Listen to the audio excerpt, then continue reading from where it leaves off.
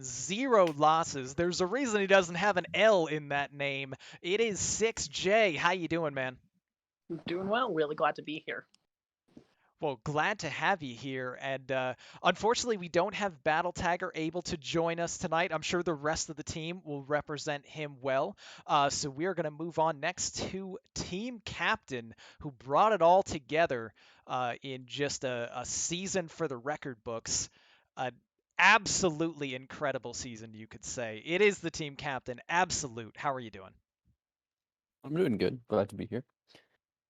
Glad to have you, of course, and glad to be having a whole bunch of questions too for this wild team. There's some spicy ones that I'm looking forward to getting to.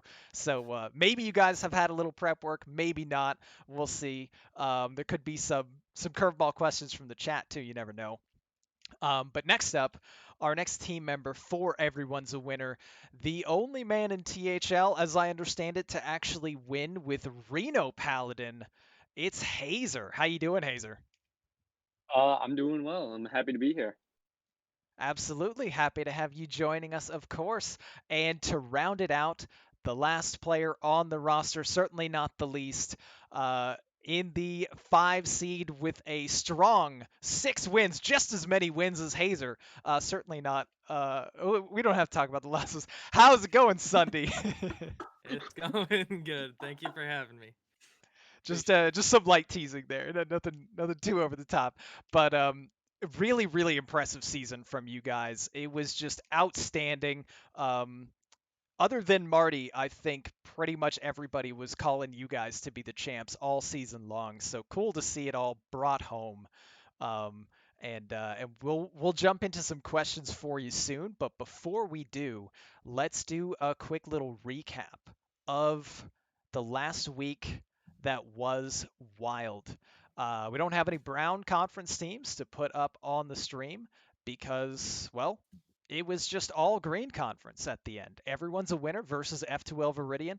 14-8 score with Everyone's a Winner taking home that title, as we mentioned. Not to make you relive this too much, Marty, but could you run me through this matchup here and talk about what happened? Oh, I was unmuted once again. Well, I was completely caught off guard and unprepared. But if you give me just 1 second. Oh, no worries. I mean, we could actually I also could- just have the team members run through individual matches. I was thinking we'd do that next. I could go through my match with Corbett. Yeah, awesome. and then- Take it away. So I brought Odd Paladin, Rosa Priest, Reno Warlock, and into Corbett's Odd Paladin, Big Priest, Dark Lair Warlock, and Odd Warrior. We both traded Priest bans since those decks were good into just about everything except the Priest, which we both kind of knew the other person was going to ban. And it started off with me leading Pirate Warrior into his Dark Lair. I ended up 1 off lethal, so Corbett took that game. Game 2, Reno Warlock just got a Void Lord down on 4 versus his Odd Paladin. That locked Easy. up pretty quickly. Game 3 was, I'd argue, the most interesting one in the series. It was my Odd Paladin into his Odd Warrior. Now, normally, this is a dismal matchup, but I was able to pull Lithraxian the Redeemed on 4, which, of course, gives my recruits Divine Shield, and I just push the button every turn for about 15 turns. And it turns out, since Corbett needed cards to remove my 1/1s with Divine Shield, I did not need cards to produce them. I ended up just gradually, very slowly running him out of resources and taking the win there. Game 4, his Odd Warrior crushed my Pirate Warrior, as expected. In Game 5, I think Coin Deckhand, Coin South Sea Captain into a second South Sea Captain with Pirates on the board on turn 1 helped me walk up that series. Nice. Yeah, and a big one at that. Winning in 5 games is huge. We all know the reputation of yourself and Corbett as just really strong players. So a thriller for sure, coming down to 5. Couldn't ask for more.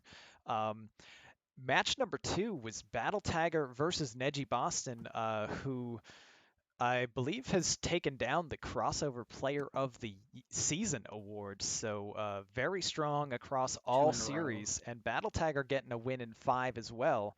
Since we don't have him on stream, Marty, do you have anything on this matchup? Yeah, I actually have the whole thing right now. So, Battle Tagger, I brought Dark Glare, Reno Priest, Quest Mage, and Mali Druid. Neji was expecting a more aggressive lineup. So he went with Odd Warrior, Reno Lock, Reno Secret Mage, and Big Priest. We all thought that Tagger was going to bring Pirates in some way. Given Neji's brings, we figured he might bring something a bit more aggressive. And it didn't really work out. But with Neji being the way he was, he made it much closer. First game was between Reno Lock and Dark Glare, which Tagger took. Second game, Neji tried jamming the Reno Lock again, but lost to the Quest Mage. So he switched it up to the... Oh, wait. This is super... Oh, I'm sorry. No, I am getting this mixed up. He went with Reno Lock first against Druid. Lost to the Druid with Reno Lock. Played Big Priest game 2 against the Mage. Against the Quest Mage. And Neji won over Battle Tagger then. So it was tied 1-1. Third game, he went Odd Warrior into Dark Glare. And the Odd Warrior got a win there. We were very concerned that the Odd Warrior wouldn't get through. But it did. And then Tagger took the last 2 games over the Reno Lock. So the Reno Lock actually got swept. It was super unfortunate. A lot of 50-50s lost on Neji's side, but still well played by Tagger to turn a 1-2 series into, or 1-2 match into a 3-2 win. Nice. Yeah, and absolutely, crucial for the overall victory for everyone's a winner. This match was getting kind of tight with 2 of these 5-game series, but not so much in game 3. We can spare you on this recap if you like, Marty, since Absolute is here. Absolute, do you want to tell us about this one? Sure. So basically, I just brought good decks, and Marty did the same. I think neither of us were too confident into the other because we both varied our deck brings pretty consistently throughout the season. So it was just slam good decks, hope it works. And for me, it did work, but not necessarily because my lineup was favored. We just kind of smacked heads, and he threw down Glare 3 times. So the first match was Glare into Kingsbane, which we were kind of joking about earlier, where I didn't do that much on turns 1 and 2, but by turn 3, I coined a Tinks, so I had like a 4-tech weapon. And then on turn 4, after Marty did a small Glare turn, I buffed my weapon twice and eviscerated his face and killed him from 12, which was it's definitely what you want to be doing with Kingsbane Rogue. And then game 2 was Odd Paladin versus Glare, which was probably the hardest matchup for me to actually win. But rather than me just high rolling, I think Marty just kind of low rolled that match, which is essentially the same thing. I mean, I just put a couple dudes out every turn, and he did not draw well. So the dudes Button were just good. enough. Sure. Yeah, but Button's always good when you got Baku. And then third match, Rosa Priest versus Dark Glare doesn't get much more boring in my opinion than that matchup, because Rosa Priest has the entire game plan of drawing Wave of Apathy, and then I drew Wave of Apathy. Obviously an extreme show of talent there. That really Absolutely, just yeah. it wrapped it up. Yeah, I slammed you Wave got to on. draw the right cards. Smart. It's Yeah, a tactical win. that was the hardest play in the entire series, I gotta say. Yeah, draw Wave. Turn 6, facing lethal, but you can stop it with Wave of Apathy. What do you do? Just play Make Wave sure of I have it in Apathy. hand. Yeah, Yeah. just Smart. It turns out then when only one card in your hand is green, it's you really need to think about whether you want to.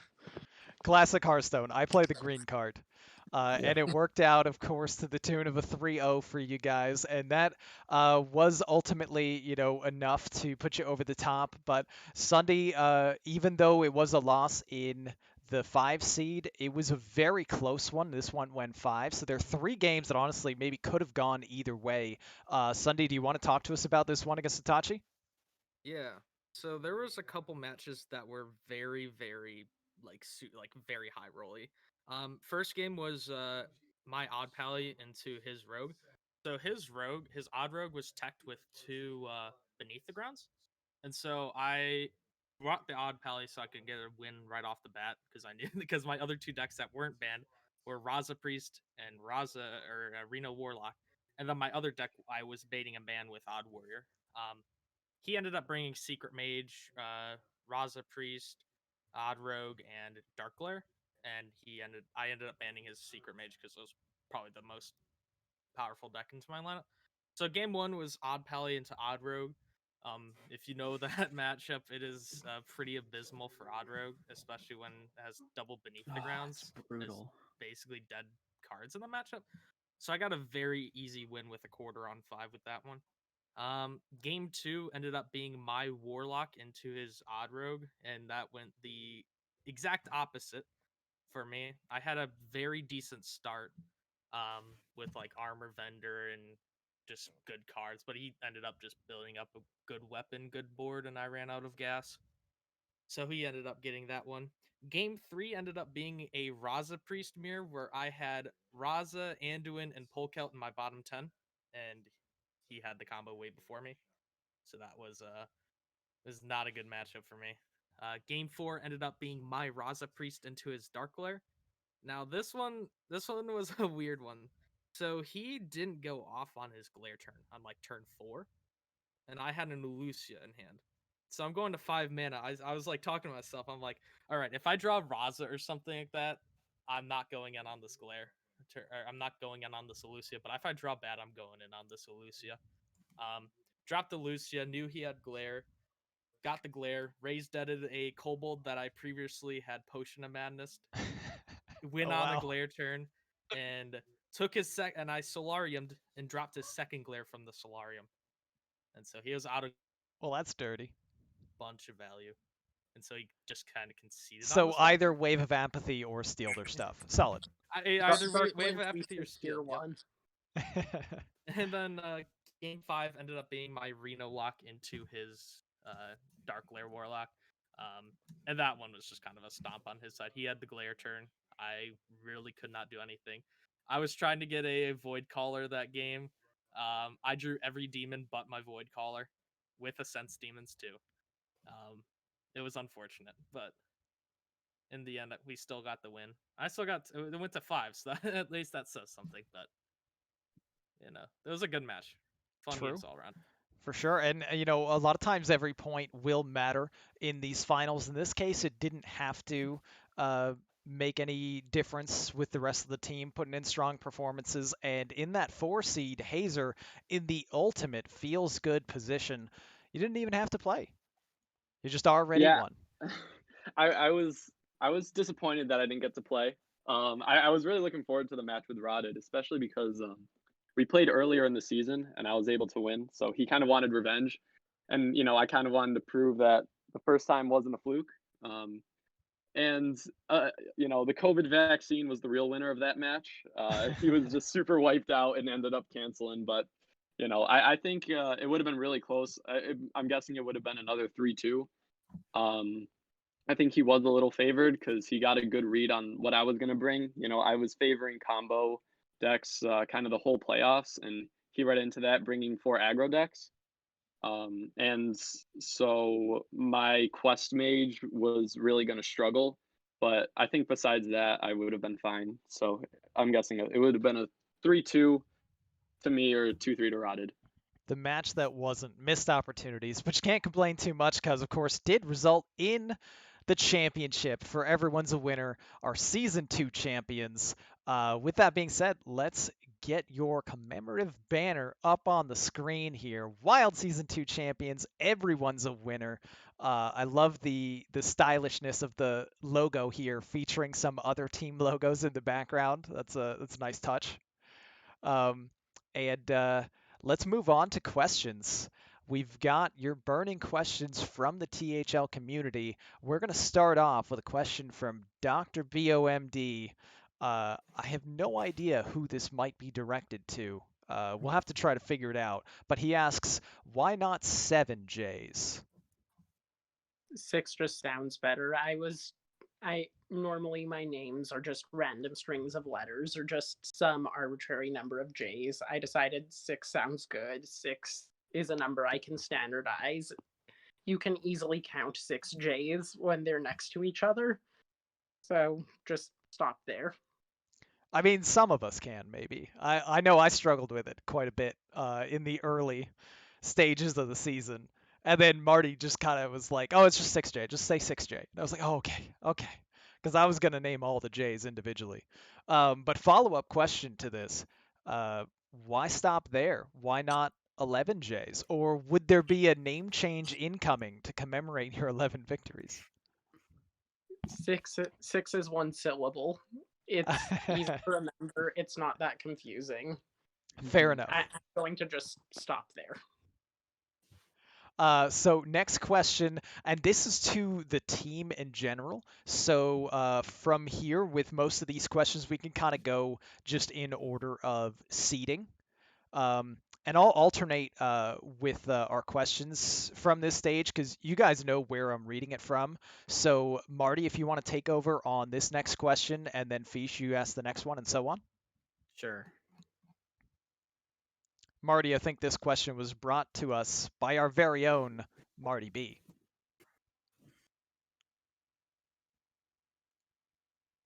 He might still be on mute though. Yeah, he's muted. God, I'm so bad at this. Guys, I am terrible. Wow, I'm talking to myself over here.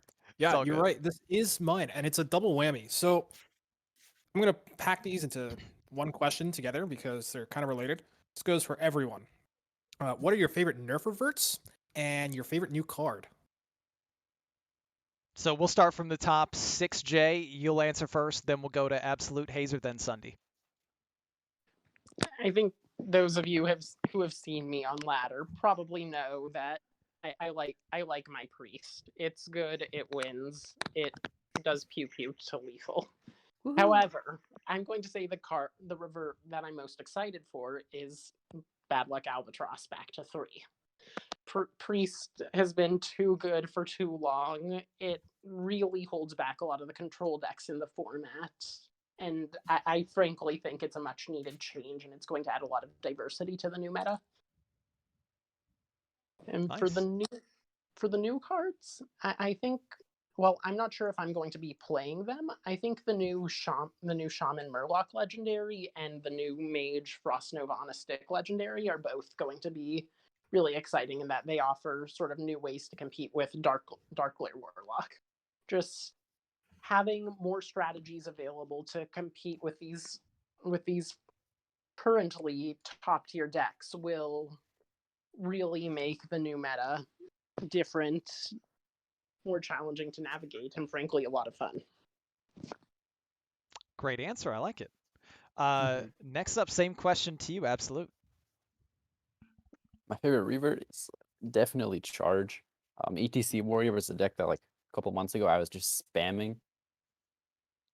Similar in build, except I think what I'm gonna end up doing is playing ETC Warrior with Charge, so it's like a double-headed OTK. I think it's gonna be fun. I enjoy playing some Risky Skipper, and Warrior is just my favorite class, just because Risky Skipper is a big part of that, and the deck's gonna take advantage of that really well. And then my favorite new card is probably Celestial Alignment, because the card only has really 2 things that it's gonna do. Either one, it's gonna create a terrible deck that no one's going to play because you die on turn 4 to aggro. Or option 2, it's the new Naga Sea Witch. And anything that might break wild, I think is just interesting because when the Hearthstone dev team is forced to step in, I mean, something went wrong. Like if something is that strong, it has to be over the top, like Darkglare at 3 mana. And Celestial Alignment is the type of card where if it is good, it's very likely going to be absurdly good. But it might also just be dumpster tier. Fair Please enough. let it be dumpster tier. Same question to Um, Hazer. So I think my favorite revert honestly is Call to Arms. I'm super excited to see kind of where that leads.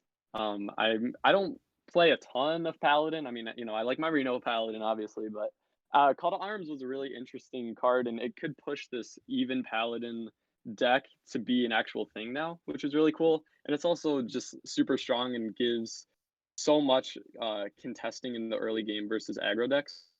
And then probably for my new card, I'm gonna go with the the Injured Marauder, which is the 5/10 for 4 mana, and it deals 6 damage to itself on a battle cry. Because I love Oaken Summons, and it's just absolutely disgusting with Oaken Summons. So I'm very excited to try that. God, they're all Awesome. degenerates wanting degenerate combos and broken stuff over here. Yes. We gotta get the dev's attention. Classic somehow. Wild. What other deck Yes. summons? I mean, can you imagine a deck in Wild that summons maybe 16/16 in stats on turn 4 and changes its health by 12 in a turn? Really, that just seems unfathomable in my format. Yeah, I can't think of a single thing. Definitely not in the Warlock class. I Definitely can't not. either. And hitting finally, yourself with same Pyro question Blast. to you, Sunday. All right. For card revert, I am going to say Arcane Golem. I think for a lot of decks, this is just going to be a better Leroy. It comes down 2 mana cheaper. You can do a lot of degenerate things with that. Which kind of leads into my card I'm most excited for is Tamsin Rome. Is the 3 mana 1/3 Warlock legendary. When you cast a shadow spell that costs 1 or more, add a copy to your hand that costs 0. And you know what's a shadow spell? Power Overwhelming. Oh my So god. she can burst out gosh. 16 Power Overwhelmings. With Arcane Golem and stuff like that, I think Dark Glare's just got a huge buff. So I'm looking forward to playing some fun decks on day 1 of the expansion and day 2 drilling Dark Glare. Hey, Sunday, thanks. I hate it. Fun, he says. Nice. Fun. All right, Fish, if you want to take over this next question here we have. Sure, man. This is gonna come from White Delight. Who has the nicest hair and who is the most bald? Tricky. Because I'm the only person that usually webcams. I don't know what anyone else looks like. I mean, Hazer, you've streamed. You have hair. I do have hair. I You have can hair, roll confirm coin that flip I'm me. not. I can confirm that I'm not bald. Absolute, are you bald? Not yet. Not yet. Okay, so he's probably I'm the most holding bald. off. My hair's pretty short right now, so Yeah. probably a fair assessment. Makes you all feel better. I'm still molding over the last week, so we can call me the most bald. Balding and balding. There we are. Nice. Let's see. Itachi's question might be a bit lengthy. It was prep like for the final week and hits and misses of prep. If you want to maybe just like pick a team rep to address this question here. We'll do our captain. Absolutely. You want to discuss this? Yeah, that sounds good. So basically, as a team, we just started throwing lineup ideas in a pile. The moment we knew we knew we'd be facing a good team, and I mean we'd be facing a good team either way in the Wild Finals. But so yeah, we knew we had preparation to do, and we just kind of sifted through our season lineups and looked for decks we liked. I think the general sentiment of all of us was that we preferred to just bring good decks and not actually target anything, because if you miss your target in the finals, it's gonna feel bad. Tagger obviously ended up bringing a combo lineup, which worked out well. But for the most part, we were just putting good decks in a pile and finding the 4 that we wanted, which involved a lot of Dark Glare. Makes sense. Yeah, it's a solid move. When everything's on the line, don't try to get too cute about it. Just pick the ones that are probably the highest tier. And I'm Yeah, also just pick gonna, what you're comfortable with. I'm also gonna mention here as well. A lot of it, the lineup comes down to how flexible your lineups were during the main season. So when it comes to like for me, when I was looking at Itachi, I know Itachi switches his things around a lot, but I also knew he tried to counter my Rosa last time. And he might try to switch it around, and do something similar. Obviously, I fell for the bait again. He brought a Rosa like soft counter for me, but I ended up bringing Odd Warrior because I knew he was going to try to go a little faster. So it's like the small reads, but still good decks also help out. And that's kind of what I. Nice. Well said. Marty, you want to take the next question? Yeah. So Slot asks, what are your favorite jank decks? And I added to this, what are your favorite jank decks and why is it Dead Man's Hand Warrior? Skipper. Just gonna I go in guess order, I, guys. Yeah. I guess I can start. I think Quest Mage was once a very, very, very strong deck. It was once the meta tyrant. I mean, but of course it got nerfed because who wants to deal with a deck that plays 4 giants on turn 5 and then locks out the games with a 5-cost card? Right? Not in this format. Yeah, But I think totally not us. like playing 20 cards a turn is a lot of fun, even if the deck is bad. I still have a lot of fun with it, so I'm probably going to be experimenting with some form of combo mage on the new expansion, especially with with the new mage draw spell. Zero mana, draw 2 spells from your deck. Always 0 mana. Never misses. We don't run minions.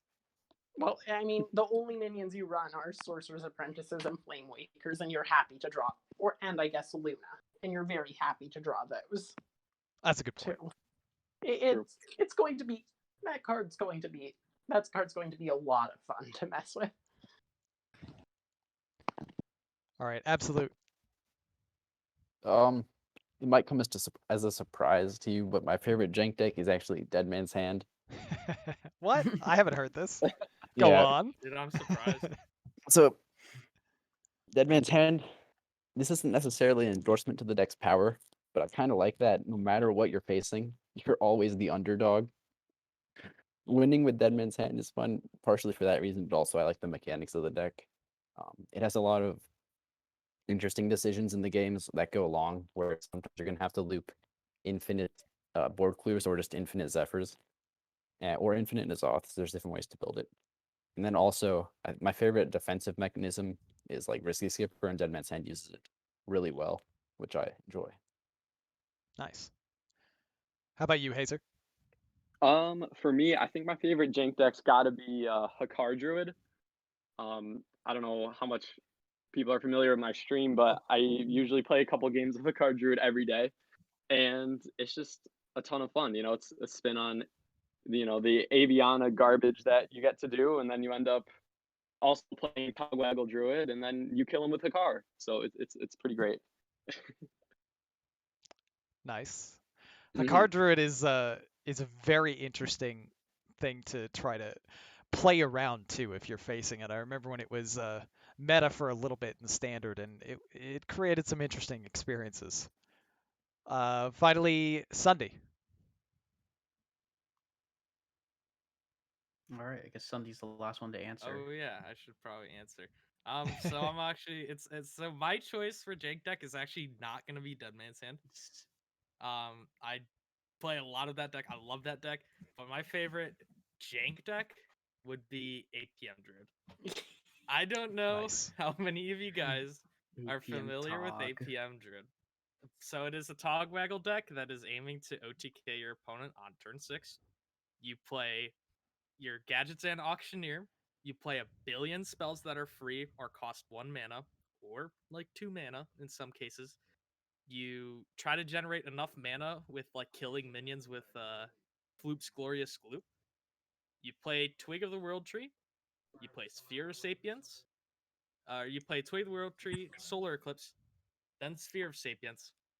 Togwaggle your opponent, and then triple naturalize them.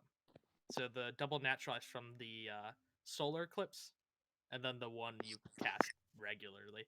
And you hit them for exactly 27 damage off of that combo. Is it bad? Absolutely. Is it fun?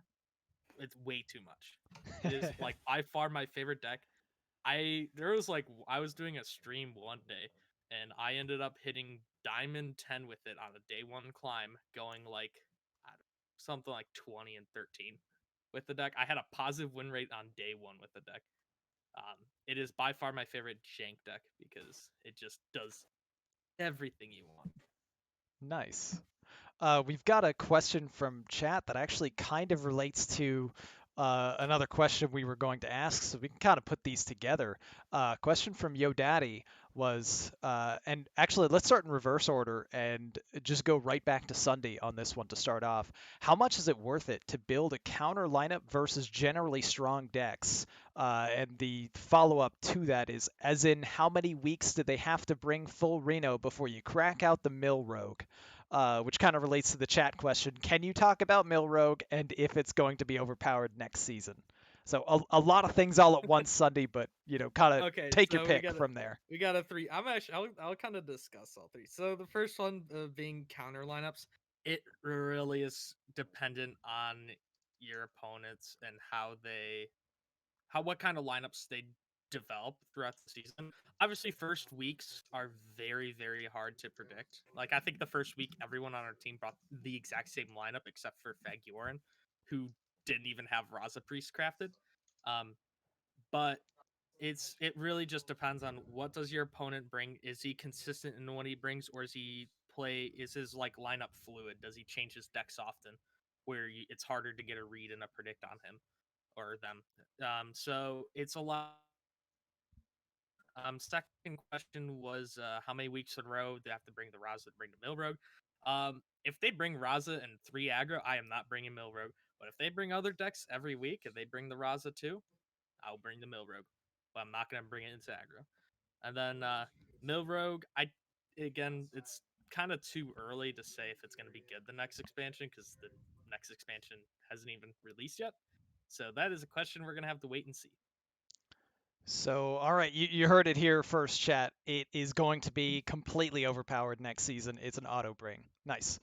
Uh, how about you, Hazer? Let's go.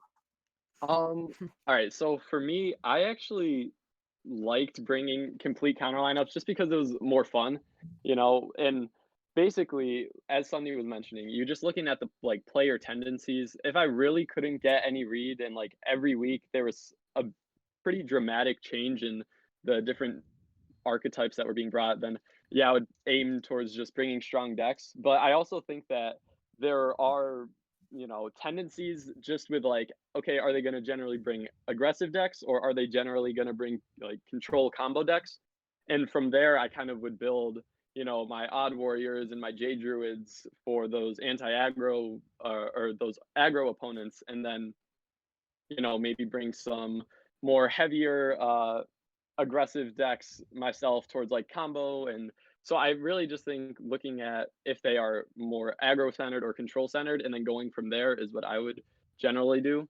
And then is Milrogue good or will it be overpowered? Again, it's hard to tell, but I brought Milrogue and it actually got me a win this season. So, it's definitely not the worst thing that you can do to counter control. Nice, 2 for 2 on resounding endorsements of Milrogue. All right, how about you, Absolute?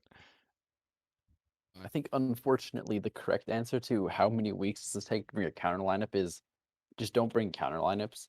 I think as far as Conquest is considered, for the most part, bringing good decks is almost always the best thing you can do. Occasionally though, if you have a really good read on someone, it can be fun to, as Hazer said, sometimes it's just more fun and you want to take that line, and sometimes you have a really good read on someone who consistently brings a couple of decks, and then you'll drop the Milrogue on them. And as far as like Milrogue's power level, it's pretty mediocre as far as matchup spread goes. It's actually terrible because of how hard it loses to aggro.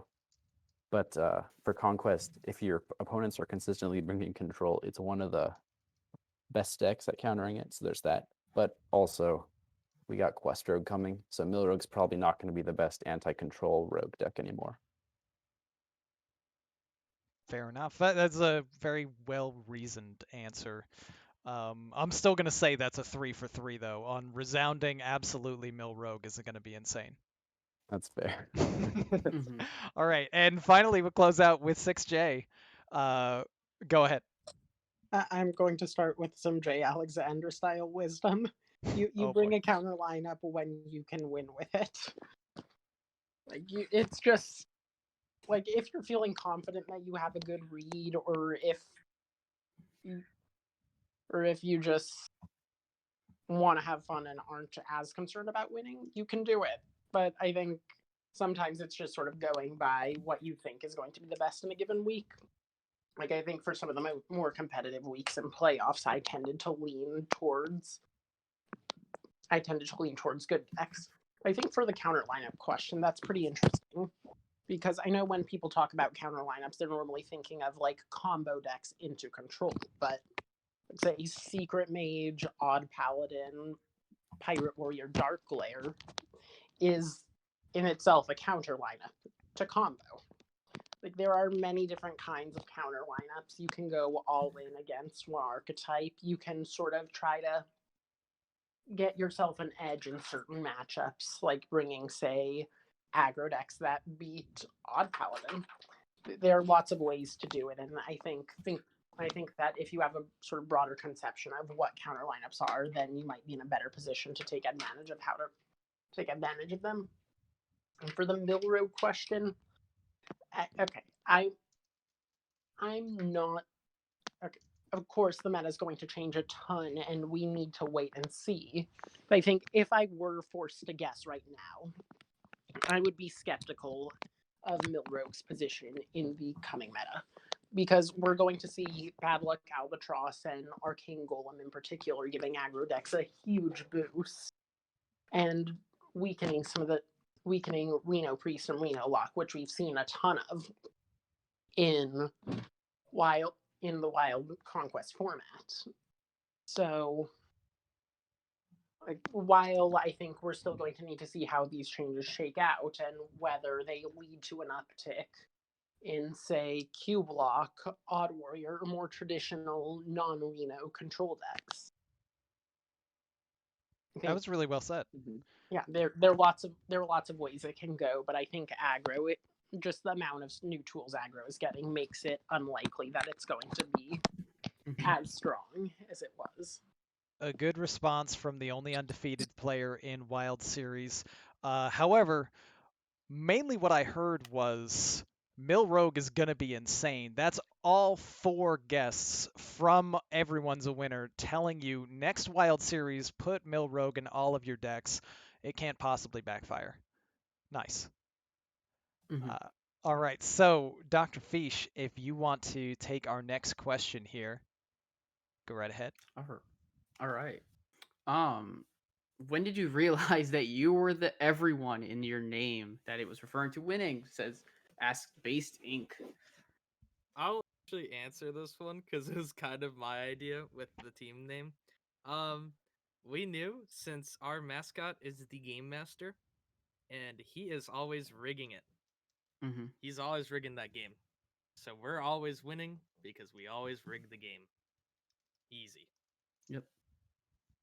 Nice. That's RFG on 1 forehead. RFG Yeah, I on mean, one, I do like RFG. the logo and the name. I think it all worked together pretty nicely.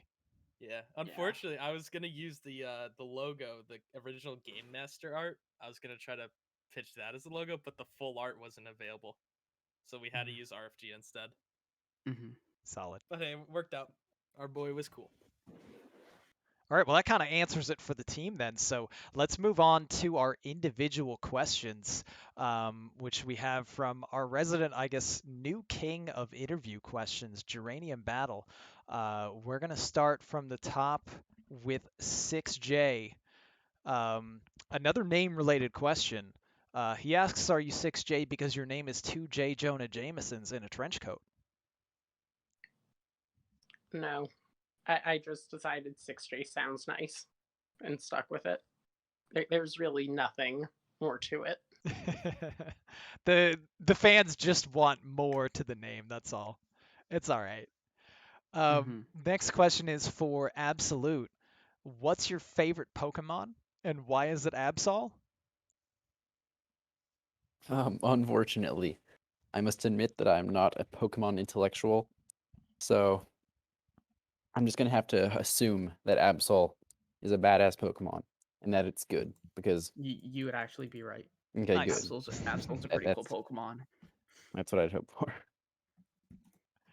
Nice. Well, I think that was about the best answer you could have given under the circumstances there. Hazer, next question is for you. on the THL website, your ban versus the Rotted Zombie is still listed as a question mark. I guess he's not understanding the ban system. You did actually process the ban. So he's saying, what would you have banned had you gotten the chance? It's just, what did you ban? Yeah, so I submitted a secret mage ban, and that was just because it would just That's what I. completely destroy my mage and my druid, and then I was expecting a priest ban because that's just kind of my best deck, or glare, honestly. So one of those. So that would leave two really, really unfavorable matchups into a secret mage. So that was just the Yeah. the way that things were going to pan out. So it felt like the best ban. Solid. Makes sense. Mhm. And last question. Looks like we're back to some bullying. I apologize, Sunday. With your win record against otters, what makes the otter such a powerful animal? Well, the otter is absolutely adorable, and it distracts you, Agreed. and you just as soon as you look at it, it's just like, yeah, you're not winning against an otter. They are just so adorable. How could you fight an otter? How could you? They're the most adorable little things. I mean, I think I posted a couple like videos or gifs in the THL Discord with otters, but they're adorable animals. You can't beat them. Oh, of course. And they They're have so like a lot of them have like a favorite rock. I can't. It's too They cute. have like they have a little rock and everything. It's like Yeah, what Sunday forgot to say though is the reason he lost to Otters twice is obviously because Otters cheated. There's no other way. yeah, he used There you go.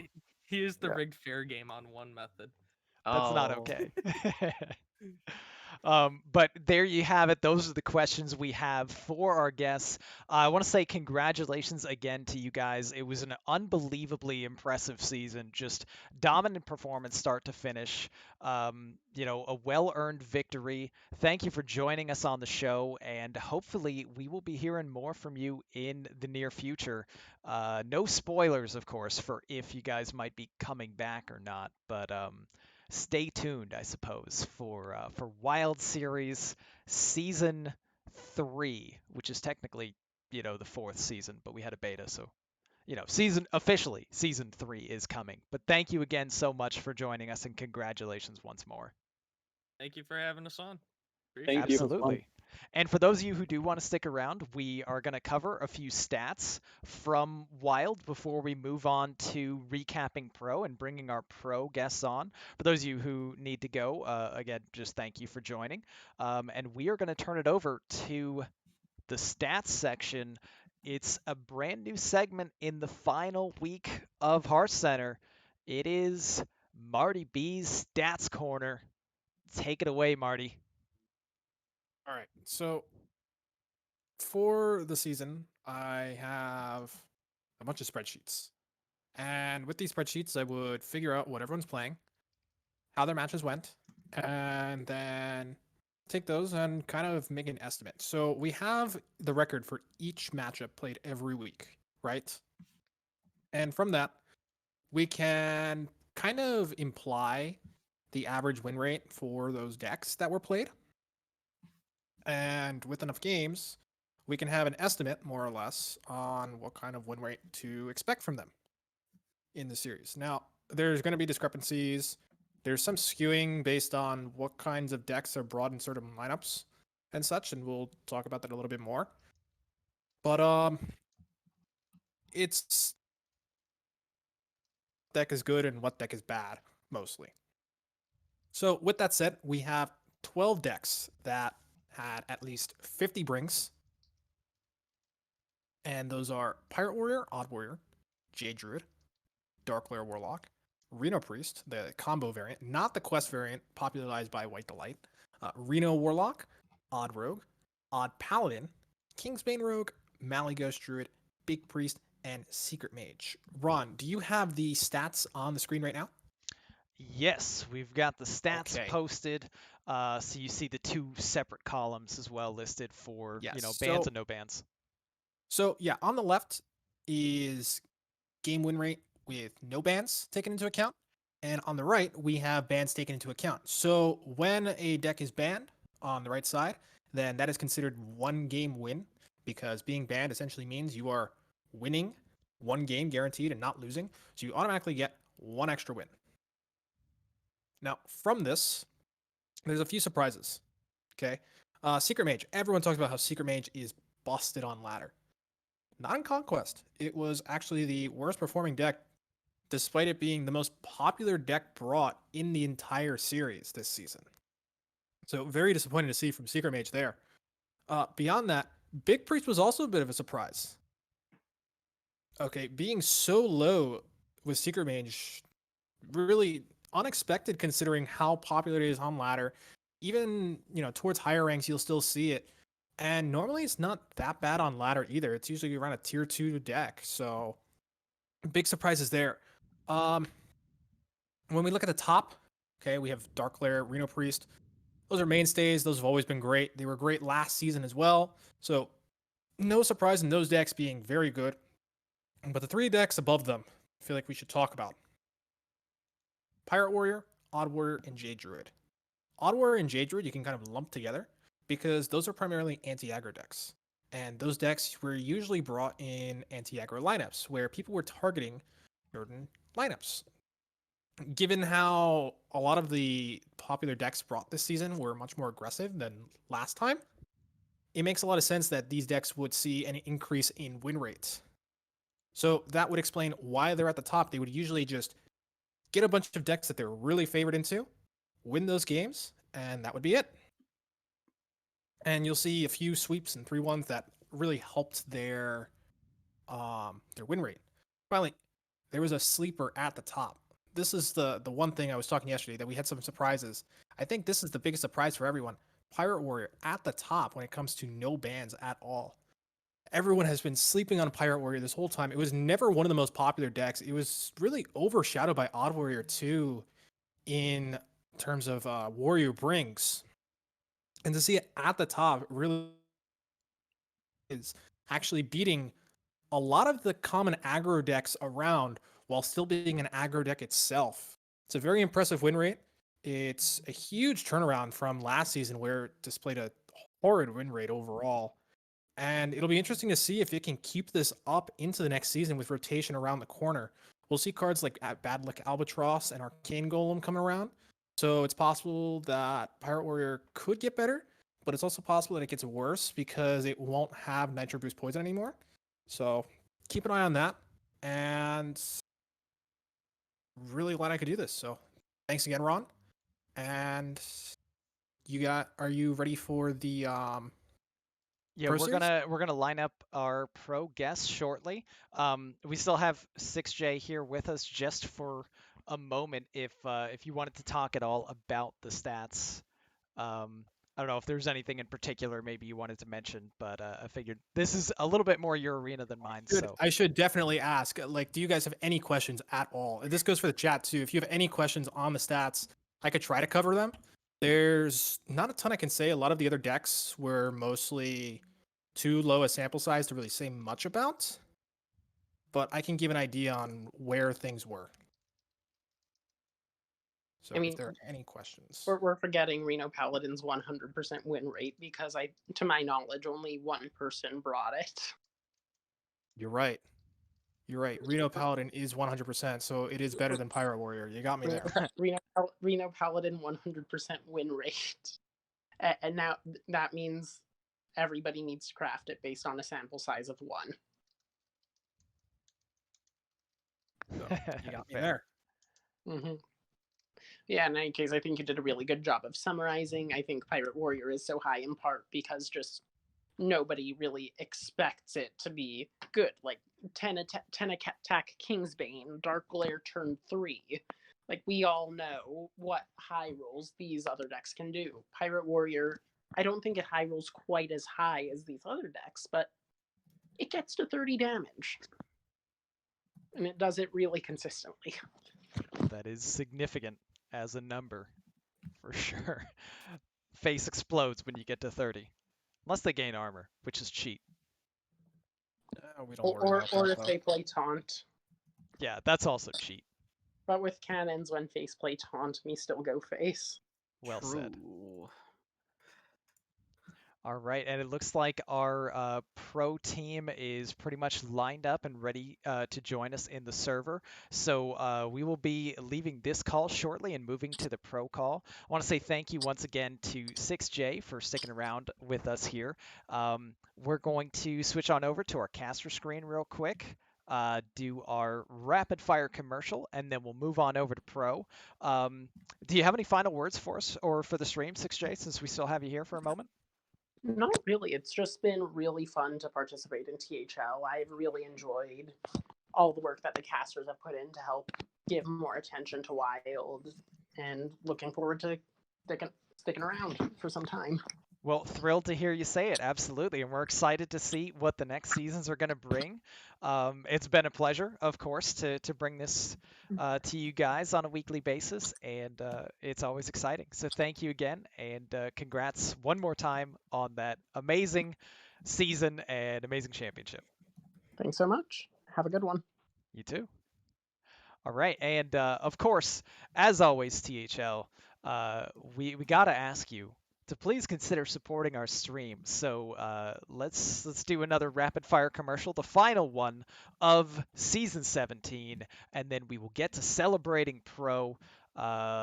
Let's start it off. Hey there, Twitch viewers. Have you subscribed to Team Hearth Legends yet? No? Then make today the day to be a legend yourself and subscribe to our channel. This subscription will enable the THL team to help cover the various costs of operating our website, as well as improve the quality of our streams and content to our viewers. If you have Amazon Prime or Twitch Prime, you can actually subscribe to this channel for free. Subscribers will get a THL emoticon as well as a lovely THL chat badge. So hit that heart button to keep the notifications on to make sure you catch our team broadcasting live. We appreciate each and every one of you.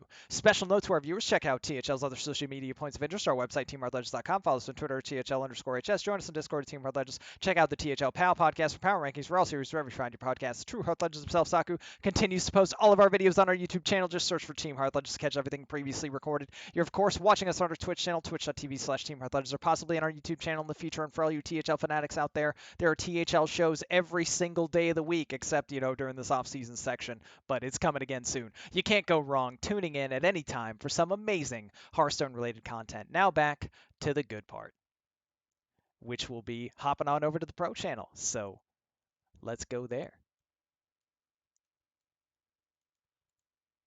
All right, here we go, guys. Pro champions time. I am here with the members of For the Boys now. And let's just start off with introductions from the seeds. We'll go in order. We'll start with captain. You know what? Because you weren't a player, so you may recognize this person from multiple appearances on Hearthcenter. It is the one and only, the Curse Breaker, Diamond22. How you doing, Diamond? Doing good. Thanks for having me and the boys. Of course. Well, hey, you earned it. You win the title, you get on the show. Easy. Next up, we've got in the number 1 seed, strong 3-0 victory to bring it home and complete that 11-2 season. German Shep. How you doing, German Shep? I'm doing great. Glad to Answer hear these it. questions. Happy to be in THL and happy to win it. Yeah, I know you're super ready for the questions. We're gonna do a quick recap of actually a few things in pro because we got like 2 weeks, and then we'll jump into the questions. But we'll get there shortly. In the 2 seat next, we have joining us in this call 10-3. Didn't you move up from like 5-2 or 4-2? It was quite a rise at the end of the season for show. You caught fire. How you doing tonight? Yeah, I went 2-3 actually, and then I went to 10-3. I stopped bringing Stone Tusk Boar Hunter, and I guess that was You're kidding me. That was a good move to change from that. Oh, okay. Yeah, maybe I should have stayed on that. Just got unlucky, I think. Yeah, probably. Yeah. Small sample size. In the 3 seed next, we have 8-4 Super Chicken. Team did so well you didn't even have to play your 3 seed match. How you doing tonight? I'm doing great, thanks. You played it anyway, though, didn't you? Yeah, well, it's okay. We don't have to talk about it. Fault for giving me a bad lineup. So it didn't happen. I just blame you for not playing Solarian Prime. Clearly, you would have won if you just played the Prime. You know, I should have had more faith. I'm definitely a self-proclaimed servant of Yogg, so it's kind of pretty off-brand to not play it there. Yeah. Well, I mean, you got punished, so lesson learned.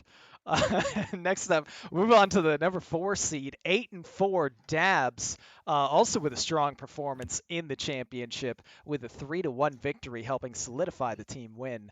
How you doing tonight, Dabs? Doing pretty good, man. How you doing? Doing well. Excited to have For the Boys on. I love being right, and I called you guys as the champs like a little while in advance, even though like Marty and Lemur and Lotus all picked Popeyes to win. So that was kind of fun, and I Well, like to good. rub it in I'm their face glad you again. get it. Glad someone understands. Good times. And lastly, we're going to close out with what may be the inspiration for the banner that we're going to see in the somewhat near future.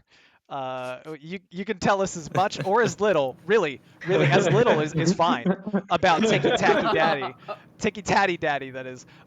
It is the number 5 seed, 7-5 Buck Nasty ZB. How you doing, Buck? Doing great. Best 5 seed in A as far as I'm concerned. Of course, of Ron? course. What's that, Diamond? I'm sorry, I think my mic cut out. Did you say 5 seed? I did say 5 seed. Okay, just Okay, checking. nice. Unlucky. So cut out actually. Did you say 5 seed, Ron? Could you repeat that really quick? Oh god. Alright. Oh, That's how it's gonna be. Okay. Well, let's move on It's real fine. quick. Honestly, without the everlasting love and support of my teammates, I really don't think I could have gotten to the 5 seed. But behind them, I managed. Nice. Well said. All well right. said. So let's move on to a quick recap of what we saw in Pro for the final couple weeks. We're gonna start off here with Pro last week in Black.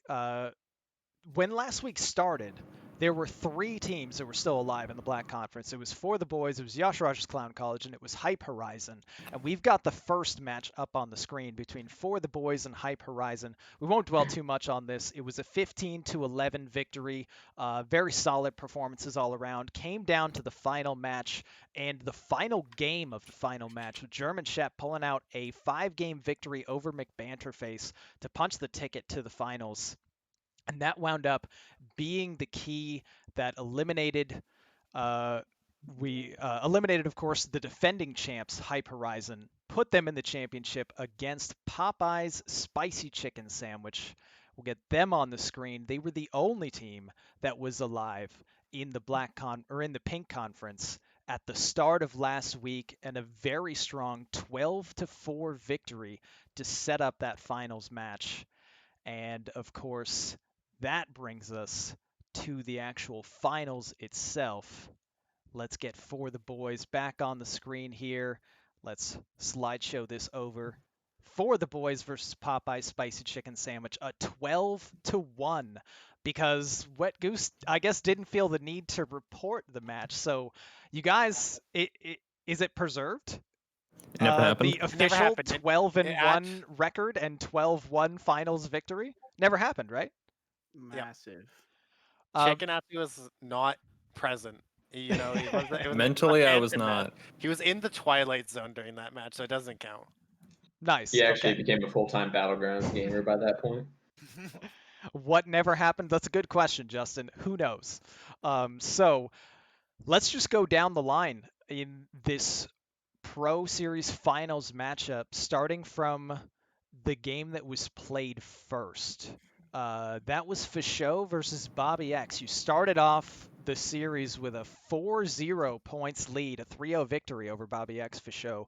Walk me through this 2-seed match. What happened here?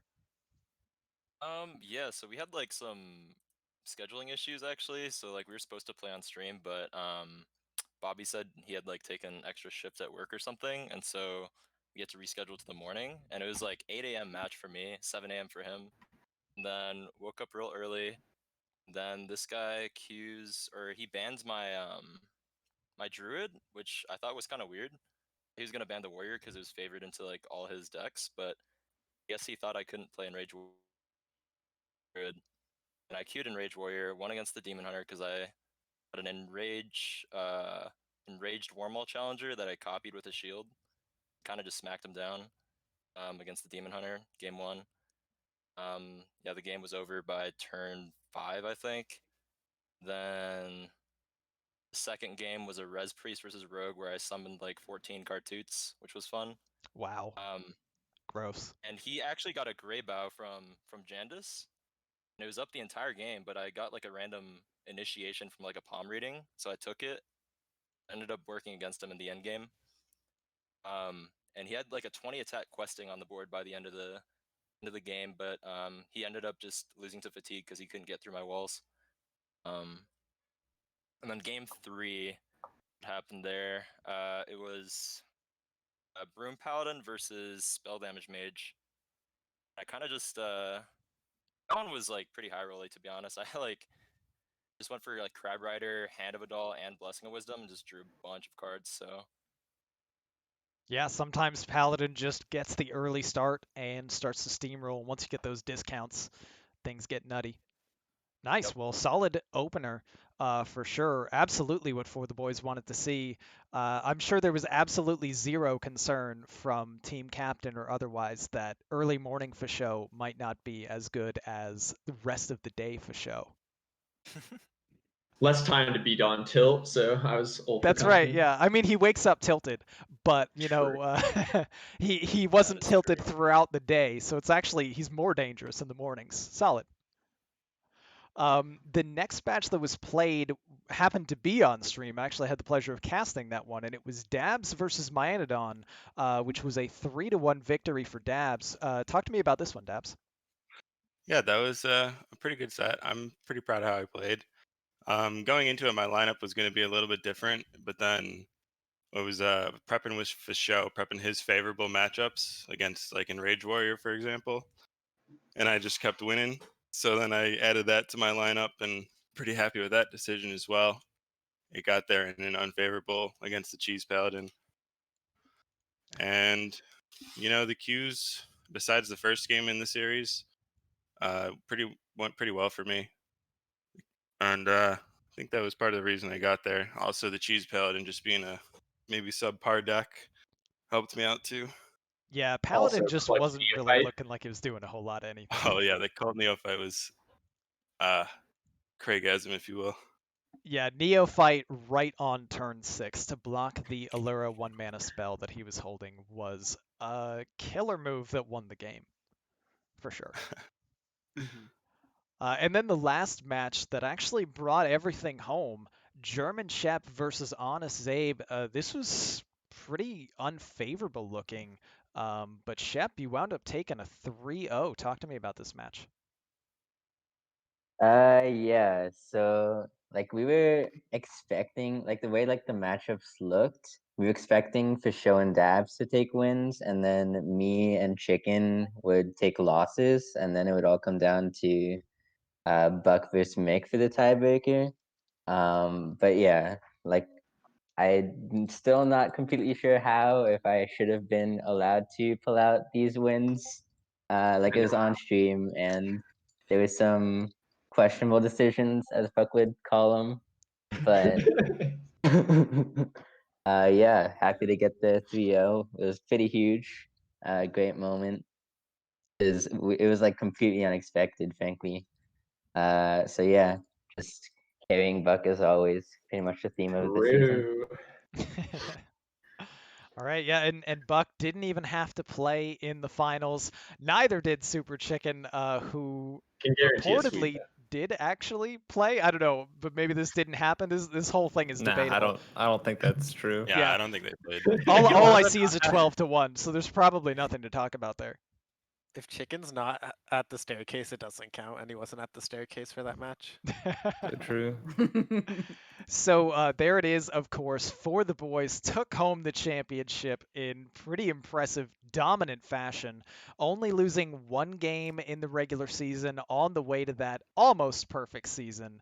And Diamond, what else can you say? But just diamond teams are OP unless he's not the captain. It's a crucial, important factor here. If you have diamond on your team, you need to make sure he's also the captain, or it just doesn't work. The formula is very specific. Yeah, the season was really Yeah. weird. Like it just happened, and with both teams, like legacy team and then this team. This team I knew we had like because last season we got really close, and then we just swapped and Mata couldn't really play anymore. And essentially, when Chicken joined, he was Mata, but with the switched record of 8-4 instead of 4-8. So it helped a lot actually, and yeah.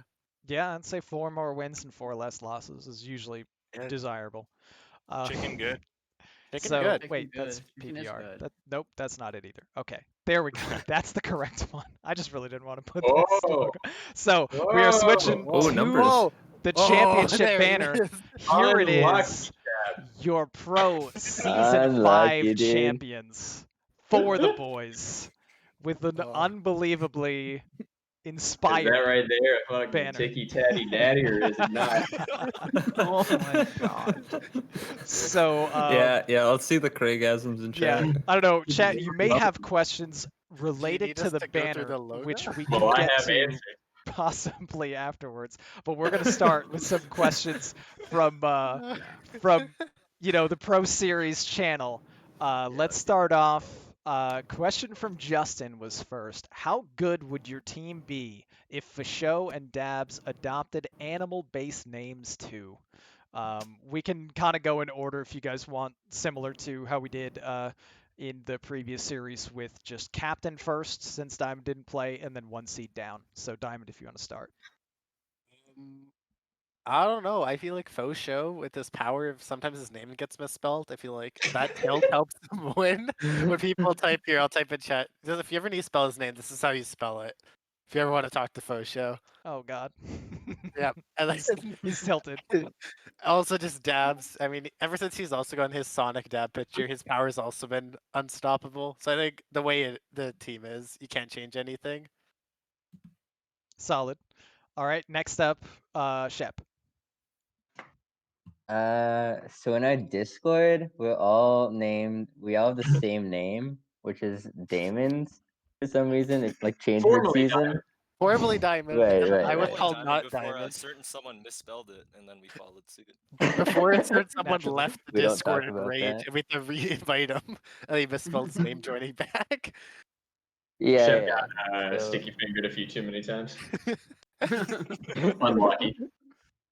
Nice. Okay, but why I brought that up was that so we're all the same person in the Discord apparently. So shouldn't we all be animals? Is the next question that it brings up. So imagine how much powerful we could be if the team was all the same person and all the same animal, you know? So yeah. So you're saying one person Man, should play that's for all my Those five? English classes are really paying off, Shep. Strats. God damn it, dude. All right, same question to Fasho. I mean, honestly, Shep said it pretty well. I wish we were all German Sheps. Power of Shep, I do too, man. actually insane. Solid. Energy Fair You, enough. Shep, you I'm do looking do at it to me. But yeah, Shep's laugh is just infectious. Oh, don't laugh, Um, Shep, please. I Yeah, can't as not soon- laugh at As soon as Shep laughs, the stream's actually over because I just can't stop unless I mute. All right, Uh, incoming Fasho mute. Same question to you, Chicken. I mean, Dabs already has the hedgehog profile picture dabbing there. So that's a pretty easy switch. As for show, it's kind of up to him. If what he wants to change the animal to. Maybe like a badger, because those are usually pretty angry. Maybe maybe like something like that. Probably a badger would be great. Just Solid. very all right, aggressive. Dabs. All right. My sister got me a water bottle with my name on it for Christmas, so I don't think I could change mine, although I would make a good Speedy Hedgehog. And also, Fasho won at least one match this season based purely on his name alone against CM Show. So we could have gone 10-2 if Fisho had an animal name. So I don't know. I'm a little hesitant on changing him. Fair enough. All right, and Buck. I'll get back to you in 2 to 3 business days with a funny answer. Is that going to be your answer for each question? It will not. Don't worry. I've Okay, prepared okay, some solid. real zingers. All right, and Marty and Fish, you guys know where I'm reading from and where I'm kind of going down the line. If you guys want to take over for the next one here, go ahead, Fish. All right. To German Shep from Milo, how do you feel about the card ETC God of Metal? Unlucky. So okay, if you look at ETC, there's a very interesting feature where it actually has a red background, and that actually means it's a warrior only card. But certain classes like priests can discover such cards, so maybe the real problem is priests. Debate. I don't believe that was discovered, was it? Wasn't that Faceless Lackey? I mean, Yeah. the faceless lackey was discovered off the thought Okay, steal. fair. Off the... Fair. Wow, that is such a long shade. That was an absurd one, for sure. Okay. Okay. All right, Marty, next question. All right. So, after getting them for breakfast in the finals, are there any team plans for a Popeye spicy chicken sandwich celebration dinner? Do you guys have Popeyes near you? Nope. I do. I got a Yes. Popeyes But I'm near. willing to But I'm not on the team. My disappointment is immeasurable and my day is ruined. Moving on. Oh, That was such a God, bad it is. question. What a Alright. classic, dude. I Unfortunate, respect, unfortunate I question. respect it. Yeah, I it's just an respect it. unfortunate question. It was a great question, but just Sure, none of sure. you had a good answer to it. So I'm just disappointed in all of you. Let's see. Who You'd be sent good the at most teaching. messages this season? The most messages? Easy. It's not me for sure. It's your What's it local called? 5 seeds, It's your Buck. boy, You Buck. know? It's your local Uh, 5 seed. 5-seed Buck. Nice. With a whopping 6,863 results. Imagine if I spent Wait, just half this that season? time prepping for my Wait, match no. That's No, not that was this part of season. last season too. Imagine. I instead of think I posting. might have a hat in the ring there for this. We're at 3,100 chicken. It's just not enough. Well, 3,200. we can't count today when we Post-liner were like that. doing the tug team prep, guys. Come on. True. That's at least 100 messages or so. All Yeah, you right, gotta I practice gotta math to practice Hearthstone. ask you guys my favorite question here. Who's Okay. most to blame for the one loss you had this season, spoiling your perfect record? Whoever went Ron 3-0 on Mexico, stream dude. or 0-3 on No. stream. No, the Yeah, answer I like this question. Ron. Completely 100% Ron. Ron I Mexico. think it was a certain I blame our apotheosis sub. casted on the wrong minion. Ooh. Cost us something. Oh. Okay. I didn't So rope it out. That was the problem. Oh wait, no, you did. So what I'm hearing is the real answer to this is we blame German Shep. Okay. We blame German Shep, but remember, the loss was tactical, so we didn't get the undefeated curse. Right. True.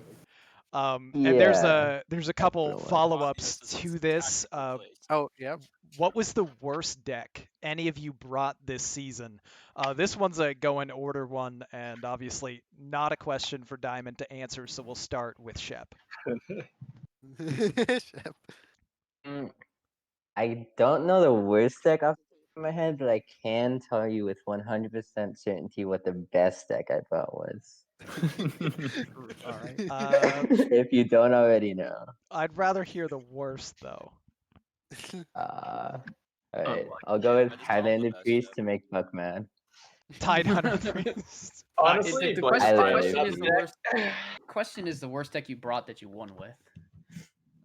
That's Highlander the Priest. I probably won with Highlander Well, yeah, Priest. that is the. I think that's the R-Hat follow-up question. What's the worst deck you R-Hat brought that you won with? No, the R-Hat follow-up question is there's another follow-up from that. Oh.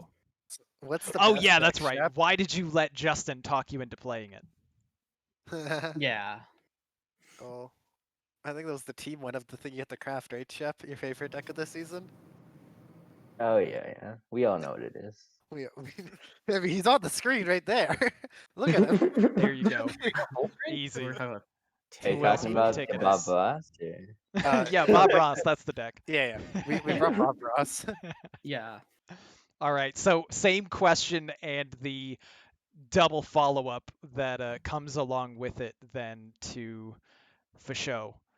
Worst deck you brought, worst deck that you won with, and why did Justin talk you into it? Oh yeah. Wait, worst deck that I brought and won with, right? Yes. All in one. I mean, Yeah. you can Yeah, combine so- them if you want. Yeah. Yeah. So I think it's like a three-way tie between Sticky Hunter Priest, Stinky Finger Priest, Sticky Finger Soul Demon Hunter, and Sticky Finger. What was the last? Yeah. No, it was Stealth Rogue. Well, no. It was Sticky You Finger think it's Paladin Stealth too. Rogue? But the Stealth Rogue Yeah, didn't have yeah. any Sticky Fingers in it. For sure. With the Hunter class as a whole. Yeah, we kind of took advantage of D Money's rollover. So kind of just took already favorable matches and put more Sticky Fingers in to counter the Bomb Warrior. So there we go.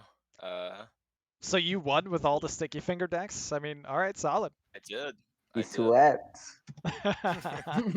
There you go. I mean, if you want, we could go worst deck and best deck too, if you guys would prefer that. Sure. Is there a best deck or favorite deck then? Which Highlander? Best deck that I brought. It's got to be that Scrap Shot Hunter. Fucking hell. Scrap Shot God. Hunter. The Overwhelm Hunter. Holy I think we may have flipped the. Yeah, it's all right. yeah.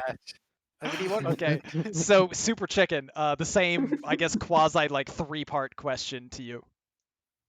Sure. I just want to say, like, I tried to talk for show out of bringing that Scrap Shot Hunter for like 2 hours straight while we were prepping, and he would not do it, and then he lost.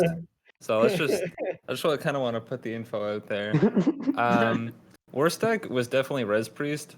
I'm putting the entire blame, losing to RVG on that deck. I like just bricked 3 games in a row and got like swept on the Res Priest.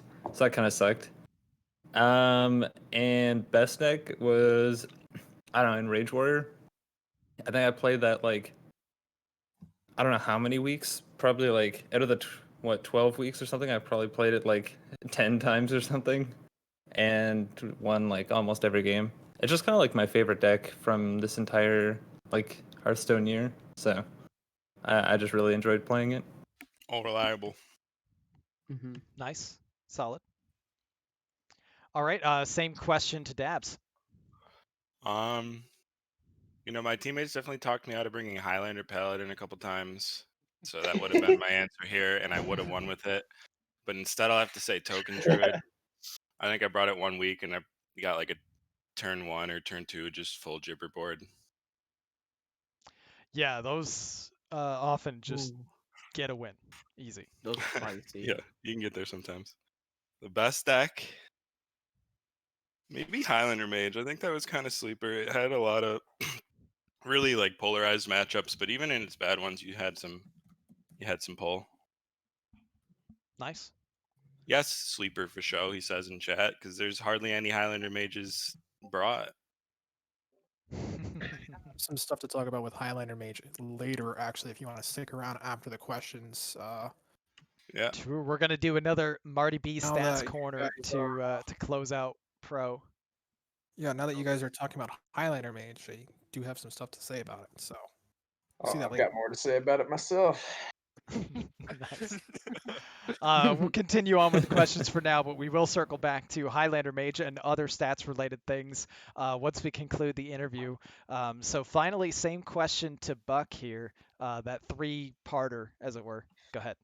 Worst deck, definitely Highlander Priest. I'm just the best pilot in the world. Got some wins. Best deck, Highlander Mage with Plate Breaker. Turns out Yeah. it beats Oh, Priest yeah, every dude. time because of the 5/5 body. So Yep. it's pretty Amazing. good. I think you got a Player of the Week for your Oh yeah. Plate Breaker brew. I mean, Pipe Breaker is pretty OP. Yeah, The only match I didn't play it in was against Silas. nice. I don't know if there's any single cards that can do more damage than Yeah. Playbreaker. Why would you want True. to play See, your Playbreaker against Silas? Shieldbound Ashtongue, right? Same amount of damage. We don't like it when But they have Moarg, so it could do more. Unlucky. Don't tell chicken. No, Alright, I don't and think then- that works. I'm just gonna it probably doesn't work. So why bother even trying? Smart. Yeah. I think that's Yeah. that's a smart plan. Next question, Fish, if you want to take it. Oh boy, find question. I'm just gonna go to the actual server. Let's see. I'll take this one from. I guess I'll go with the CMAC question because then we have a bunch of questions from like Geranium Battle. Yep. Our new king of interview questions. CMAC. I'm not sure where this comes from, but what should I bring in cups this week? Oh, okay, cups. Okay, yeah, I see what That's a you're good saying. question. That is a good question. Yeah. Just bring Okay, I something know. out. What can go wrong? I know the lineup for last weekend, but that's probably not helpful.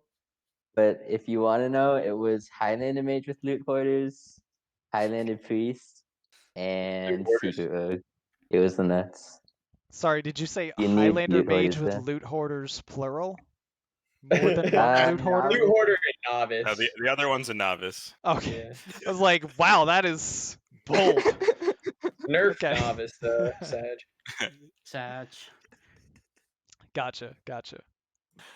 She deserved a revert. So that's Shep and Diamond. How about for show? What lineup you bringing in cups?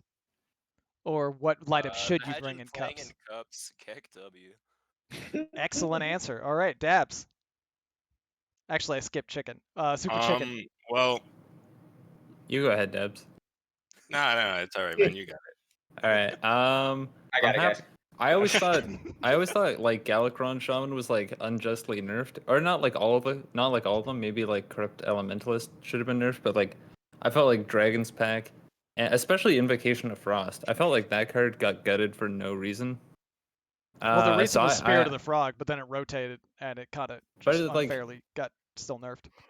Yeah, like it was OP for like a couple months because of what Doom in the Tomb. So I felt like that was really dumb. So I had a ton of fun playing Galakrond Shaman before it got nerfed. So I'm gonna be excited to play that again. Nice. All right, back to Dabs. Lineup for cups. If you're playing in the early Asia ones, it's probably some kind of like, I think spell damage mage with Worm Weavers is gonna be pretty cool, and then some kind of aggro or Highlander Hunter, and then maybe just like Broom Paladin as a third deck.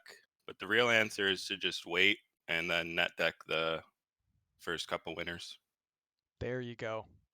Always the pro strat. Always. Love to hear Blindly net Strat. deck. Don't change a single card. it. Exactly. That's the move. All right, and last up, Buck, what lineup should we be bringing to cups?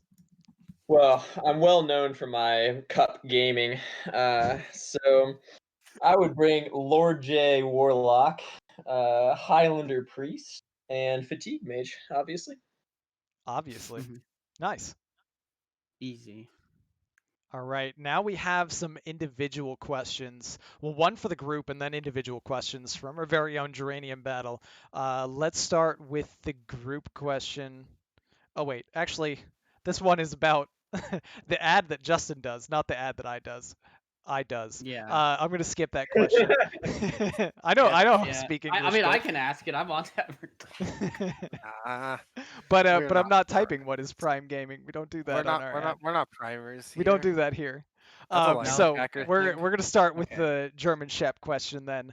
Tying all the rope that is left after each of your turns together, could you lasso open your bedroom door from your bed? There's no. Okay, so in order to get a lasso going, you need like a good amount of rope, right? You don't want too little, but you don't want too much. Like if you took all the rope that's left after all of my turns, like the room would just be full, and so I couldn't get a lasso going, and Like, Nice. Well said. Yeah, I think that makes perfect logical sense there. There's too much rope. It would be an ineffective lasso. Roped out the internet connection. Out game one of. Yeah, maybe we lost Shep. Next question is for show. Is it a difficult branding challenge to have the name Fasho on this team? Why didn't you name yourselves Foe the Boys? Oh God. Yeah, I honestly don't even know how to answer that.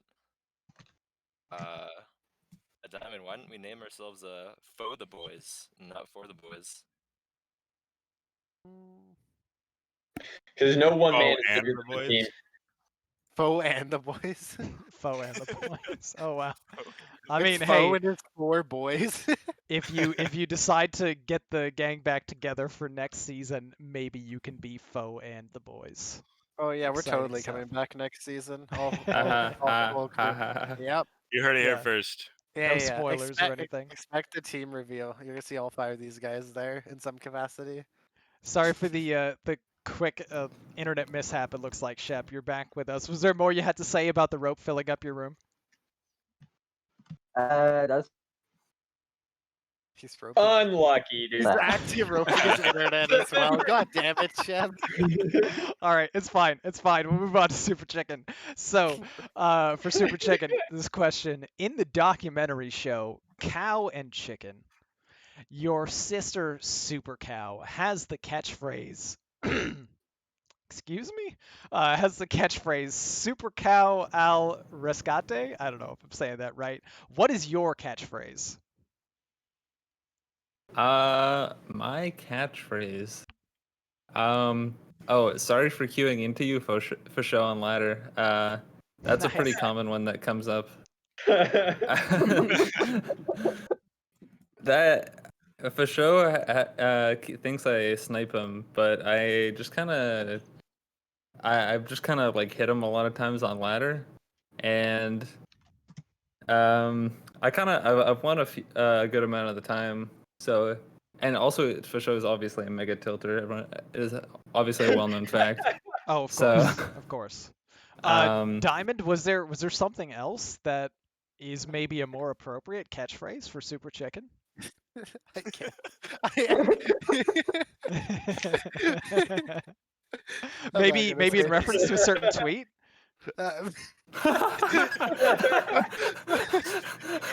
Chicken is the most toxic gamer in our team. Chicken wants to say it, he can say it. I'm not Yeah, gonna say it. It's not you my can line. either say pass or you can reference it if you'd like to, Chicken. I'll leave it up to you, and then I can just move on to Dabs. thank you to my fellow Ontario school, St. Clair. I'm just gonna end it there. Okay, sounds very wholesome and not at all toxic. Sounds good. Sounds Next good. question is for Dabs.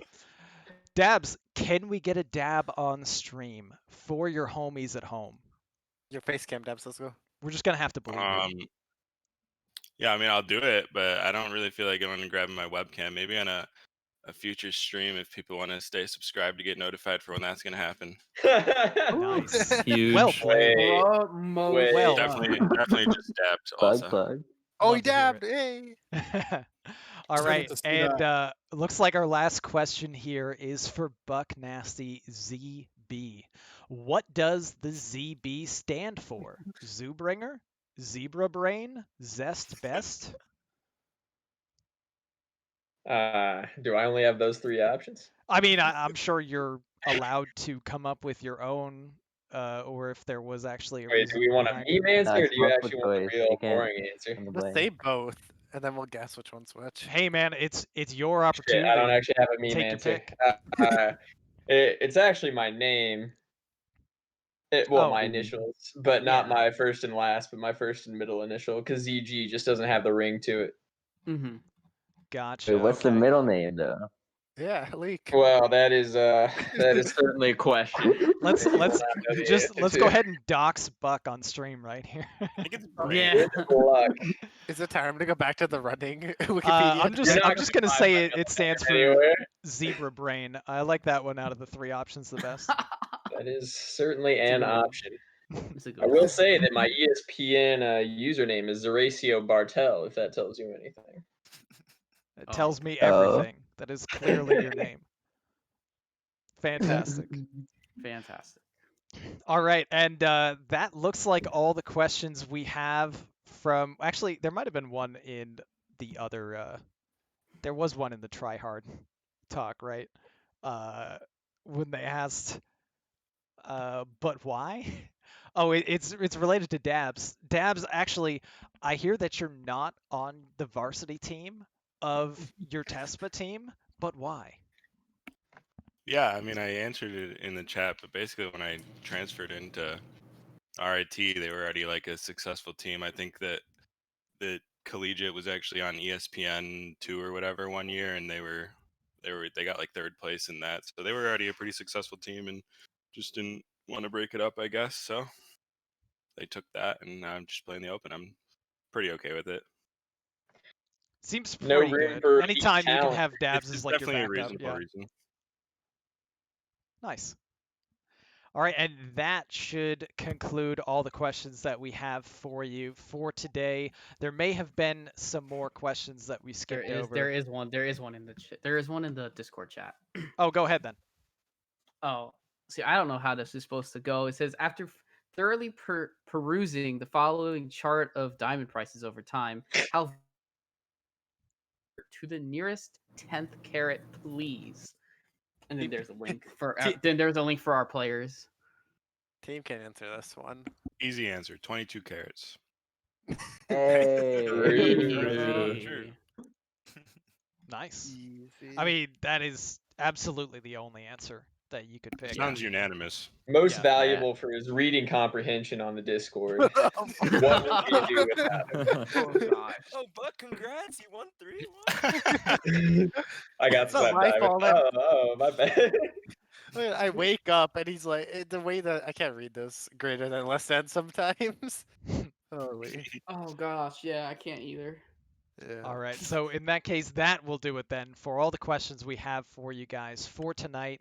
I want to say I really appreciate you guys joining. Congratulations so much on an incredible season, really well earned, just pretty dominant. Again, like we saw in Wild, start to finish, you guys were just completely tearing up Pro Series in a completely stacked field. So very exciting to see you guys win. Thank you for joining us on the show tonight. For any of you that want to stick around to help Marty cover some stats before we wrap up, you're welcome to. Otherwise, for anyone who is taken off, you're welcome to have some final words before we move on to the next segment. But thank you again, and congratulations again. I'd like to give individual shout outs to everyone. Like 2 minutes if you Go guys don't for it, mind. yeah. Yeah, so first, because I'm planning on stepping a bit back from Hearthstone, and this has been just like a pretty awesome experience. I'm actually not memeing. Don't say you're scared, Diamond, in the Discord. So really appreciate Diamond, except for his reading comprehension, letting me on the team. It's been a blast, and he was always positive. For show, my boy, he's the guy who actually brought me on the team, brought Chicken in as well. And I think he was really the driving force this season for our team. He was always in the voice chat. And like, even if he was occasionally trying to bring shitty hunter decks, was like putting a ton of time into prep. And I think like that energy was a huge part of our success this season. The dude knocked it out. 10 wins is insane. Shep's obviously nuts. Like as most people know, it takes a lot for me to like respect players a ton. Shep is like legit insane. There are a lot of games that I watched on stream where I was like, I don't think I would have won that one. Just because one, I don't rope. And two,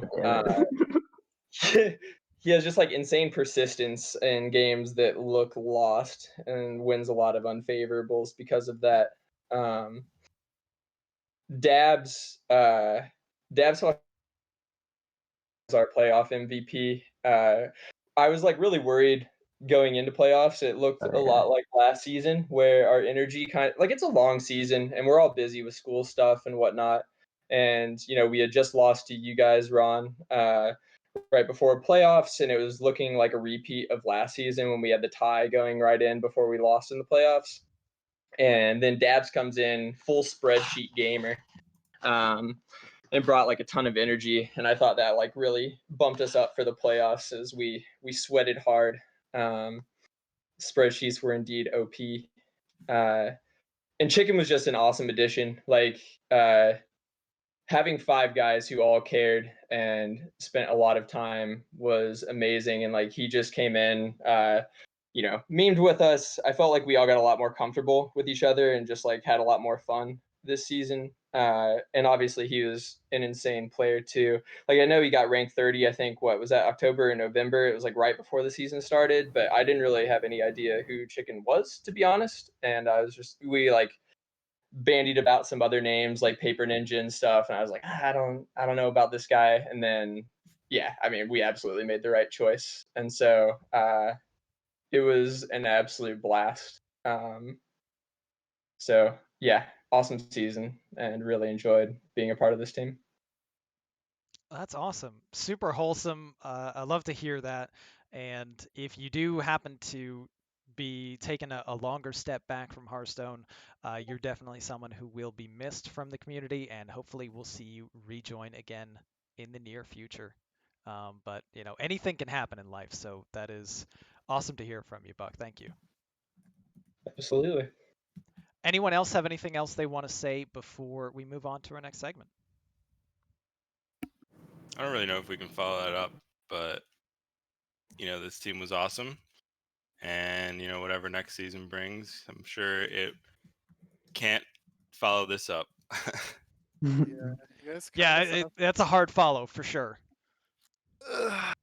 Guys, this whole team's just been so fucking fun. Like, oh my god. Even like Buck, everything's Buck said is true. Even Buck himself, like, I've had so much fun. Like, we always joke around as well on Discord, but we also get serious. I remember like asking him about school stuff. He even helped me with my math homework and like taught me how to, so I could pass a class and taught me stuff, which is absolutely really insane. I think it's more than just Hearthstone that this group has provided.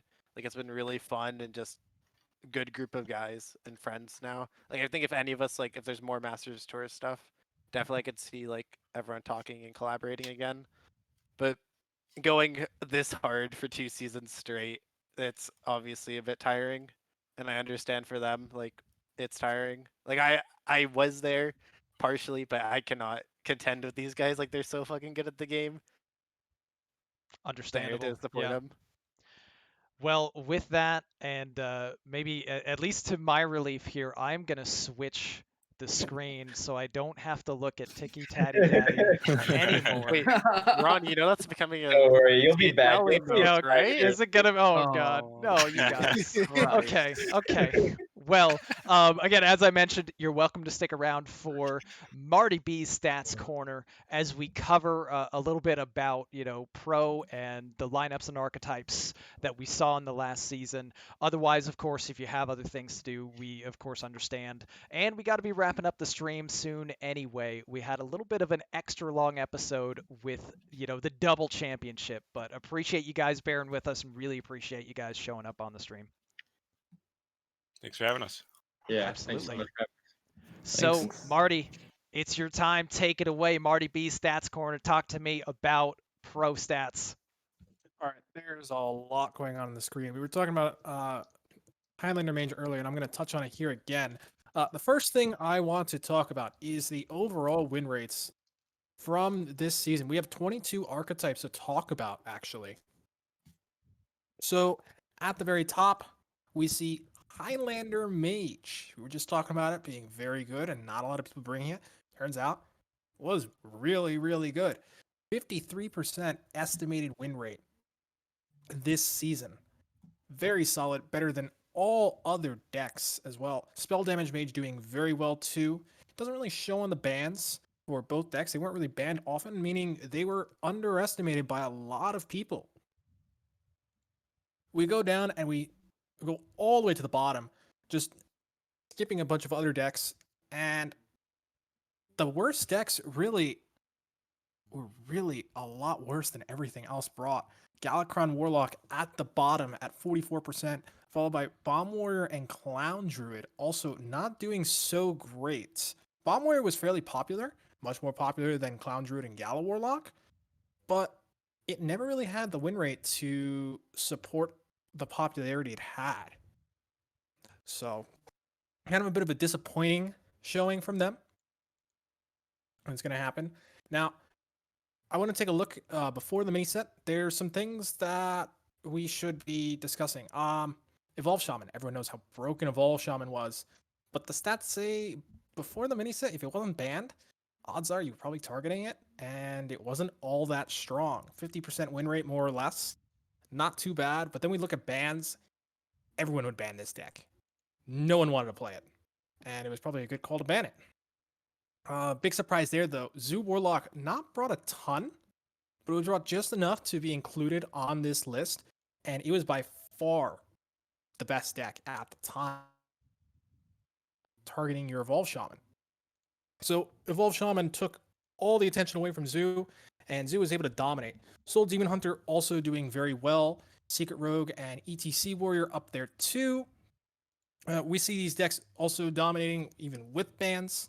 Then when we go to the right, there's some low sample sizes from certain decks, and we can talk about how Highlander Mage did see a little bit of play, but it wasn't as good as before as it was overall.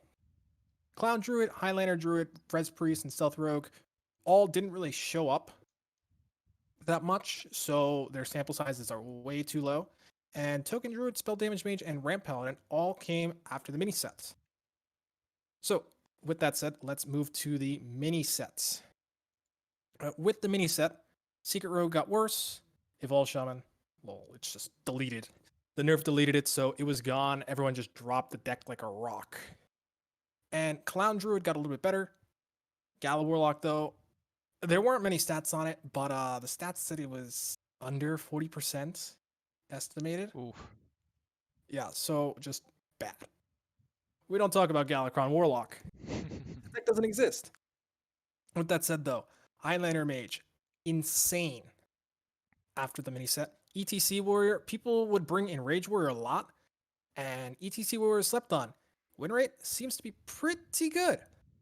Gotta say. Spell Damage Mage, also, as we saw, doing very well. Highlander Druid was sleeper for a while, but it was very good in Conquest. We've seen people like Che Magician do very well with it in Master Stroke qualifiers, and even in THL, it succeeded. Token Druid also doing very well. I want to point out, when I say Token Druid, I mean the Gibbling versions, not the slower Treant versions. So there's a distinction there. We have our Enrage Warrior, Control Priest, Whirl Kick, Stealth Rogue, all those decks. Something to note, Control Priest was very good. Better than Highlander Priest overall through the season, just in all points. So if you were going to bring Priest, you were better off just going 2 of, surprisingly. Because usually you knew what you were going to hit, and you could hit it harder with 2 cards instead of 1. Now, Zoo dropped a ton after the mini set. Just wasn't as good in a more aggressive meta. Rogue kind of took over, which demolished its win rate. Soul Demon Hunter also struggled quite a bit. What's the error bars on this? I did not actually calculate that. I would have to go back and figure that out. So unfortunately, I don't have that. But really, I'm just kind of guessing here. I'm not great on stats. This is just some. What's the sample size? Minimum 50 games for each of them. They all vary.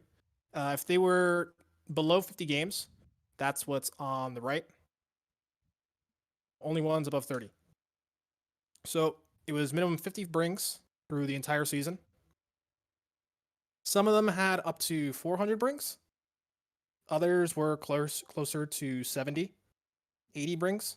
I think one deck was at 53. That was Clown Druid, but since it was bad, I just figured we just stuff it on the bottom anyway. Yes, I know. You need 1+ games for that. Yeah, the thing is, so with the way this works, it sort of pretends to have over 1,000 games. You're taking about how many games were played per. There were about a little over 4 games per week played, or per match. Okay, and there were 100 matches. So you're looking at about 400 games a week. Okay, and you were basically extrapolating and estimating those, and that's the idea. So we have just from the first 11 weeks, that's about 4,400 games, supposedly. And that's where we're getting these, if that makes sense. Now, obviously, you can't trust all of these, and you have to take it with a grain of salt, but more or less, you can say what deck is good and what is bad. Yeah, obviously, it's definitely going to be awful on this. So, I mean, if you want to mess with this, I can send you the stuff, Justin, and you can do whatever you need to try to figure this out. Unfortunately, with the way the stats work, we have no way to say what decks played in what games. So we aren't going to have the exact numbers on how many games were played for each archetype. I mean, there's a big difference between statistical significance and like what we're seeing as impressions from the THL meta. We're in no way saying that like this is gospel or like that this is the definitive ranking of what things were like, but this is basically what we saw from the THL meta, and we can get some reasonable impressions and extrapolations from it. It's not like saying take this as, this is complete fact that this is unbreakable statistics here, but this is what we're able to work with from the sample size that we have to choose from. Right. The idea is with the 50 games, you supposedly have minimum 200 games, supposedly, and you can kind of take a guess there. It's hard because you're still making a ton of assumptions where you expect THL to have a perfect player base because it's supposedly ideal circumstances. Taking a lot of assumptions. The only thing you can take away from this really is what was pretty good and what was not so good. It's certainly really interesting to me to see Highlander Mage up at the very top. Yeah, Highlander Mage, basically this says deck. If there's anything you should take from this, it's that Highlander Mage was very good overall through the season. Zoo was good before the mini set. Bomb Warrior was heavily overrated. Galakron Warlock was bad. I mean, my favorite part of this is after mini set, Evolve Shaman, LOL. Yeah, that's my favorite Shaman, field right there. Evolve Shaman, don't bother post nerf. Yeah. That's basically what you should get out of this. Oh, and Highlander Druid was kind of sleeper compared to the number of rings it saw. It did pretty well against the rest of the field. Yeah, actually surprisingly good. And that could also be skewed by the mere fact that the players who actually brought Highlander Druid were so good playing it as well. Because if people just thought, oh, Highlander Druid is a good deck, I should bring it, and didn't have much experience playing it, they might get demolished. But, people are like, you know what, this is actually better than other people think, and they've got a lot of reps on it, so they play it and they do well. A lot of factors. Right. But yeah, I love this little segment here, just getting all these extra stats up on the board, and it's cool just to take a look back at what we saw from THL in the meta that was. Yeah, absolutely. So, any questions? I might have a bit more if we weren't pressed for time, but given that we're approaching the 2-hour mark for the show, let's get to our grand finale here. We have one last thing to put up on the screen rather than our RNG card of the week and highlight clips like we've done in previous episodes. This being the final episode of THL Season 17, just want to put the commemorative titles for each team for each series up on the screen. So let's get this up here, starting with Battlegrounds. Battlegrounds, your THL Season 17 champions, Bob's Bounty Hunters. And our next champ after Bob's Bounty Hunters, we followed with let's see, who was that? It was Legacy was the next team that won So Legacy, we had Foolish Madmen, Season 17 champs, followed by our Hero series was the next title winner. And in Hero, our champions, Tonk, If You Are Corny. Some really inspired banners, too. Incredible stuff. Uh, Finally, we closed out this week, of course, with our double championship episode. You heard from them earlier tonight. We had our wild champions. Everyone's a winner. And lastly, of course, we had your pro champions who just left us for the boys. Let's get that last one up on the screen. And there it is, THL's Season 17, 5 series to cover. It was quite a bit to review, and I needed a lot of help with all the guests on this show. And a big shout out has to go to Diamond, to Lemur, to Lotus Knight, to Dr. Fish, who joined. Heatshock joined for an episode. We had Itachi for a couple of episodes. There might be even more guests that I'm forgetting, besides obviously all the title teams. But you guys were awesome, and you, the viewers, were awesome. I had a blast doing this show, and keep, I guess, locked to this channel for what happens in the weeks to come. I'm going to take a break. Let's get over to the caster screen as we wrap up. I'm not going to do Hearthcenter next week, but there will be more Hearthcenter incoming in the near future. We're going to start with our final words as we wrap up the show. So take it away, Marty. What is there to say? I mean, congratulations to everyone, and thanks again for this. Ron, I just want to say thank you for hosting all of this.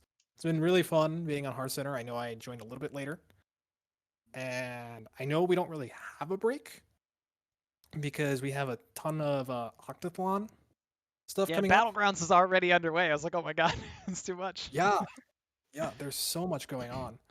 So it's been really fun this season. Looking forward to next season. And it's going to be another busy time for Hearthstone. Absolutely. So, yeah, we got so many more things coming. Obviously, Hearthstone is getting dramatically insane with a Franken Week coming up soon. We have for THL Octathlon. We got our end of season awards show is tomorrow. I'm gonna be joining the crew tomorrow. Saku, our commissioner, Ridiculous Hat, and Donde to bring you the end of season awards as well as the upcoming reveal for the teams for the Octathlon. And that's not all. There's more content heading your way because we are actually going to be doing a special not reveal, but review stream of the cards. Lotus Knight will be hosting this on Sunday. The time is not set yet. I think it might be 3 to 4 p.m. Eastern. One of those would be maybe the start time. But stay tuned, of course, Sunday for a card review that is coming as well for the new set. And just all crazy Hearthstone related things, as much as you could possibly hope for that we can crank out from THL. Keep it locked to the channel. Stay tuned to what happens in the Discord, and you will hear from us again before you know it. Thank you again, everybody, so much for tuning in for the final Hearthcenter of Season 17. This is your host, Ron Mexico, signing out. Have a great night, everyone.